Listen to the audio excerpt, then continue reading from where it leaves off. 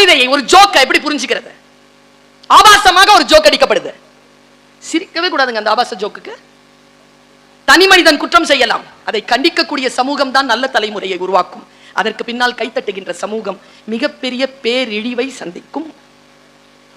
தவறுகள் இருந்தால் சிரிக்க அவசியம் கிடையாது.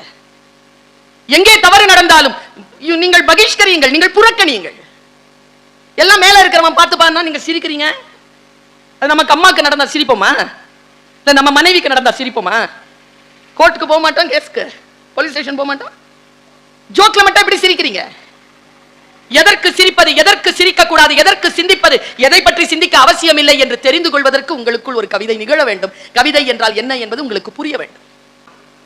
ஏன் ஒரு கவிதை போல, ஒரு சுத்தமாக ஒரு குழந்தை போல, ஒரு கடவுளின் படைப்பு எவ்வளவு பியூர், அந்த பியூரஸ்ட் குவாலிட்டியோட நம்மளால இருக்க முடியல? சொற்களை சரியாக புரிந்து கொள்ளக்கூடிய பயிற்சி குறைந்திருக்கிறது. நாகரிகம் என்ன தெரியுமா?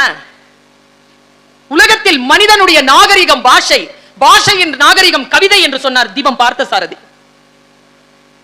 சொல் என்னுடையது, பொருள் உன்னுடையது, அதற்கும் எனக்கும் தொடர்பில்லை என்று சொன்னார் ஓஷோ. சொல், சொல்லுக்குள் அடங்கி இருக்கக்கூடிய சூத்திரம், சூட்சுமம் கவிதைக்குள் இயங்குகிறது. அதை எப்படி கண்டுபிடிப்பது? நான் உங்களுக்கு ஒரு கதவை திறந்து விட்டு போகிறேன், ஒன்று அப்படி என்று நீங்கள் ரசிப்பதற்கு உங்கள் மனநிலையை சுண்டி விட்டு போகிறேன் நான்.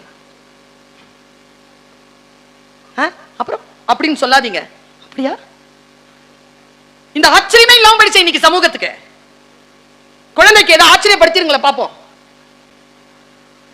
ஒரு கிளிப்பு வாங்கி கொடுத்தாரு எங்க அப்பாங்கிறதுனால சார்,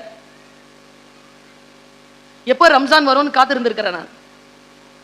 பல் தேய்க்கிறதுக்கு பிரஷ் வாங்கி கொடுத்துட்டாங்க, எப்போ வீடியோன்ட்டு தலையணையில வச்சு தூங்கி இருக்கிறேன்.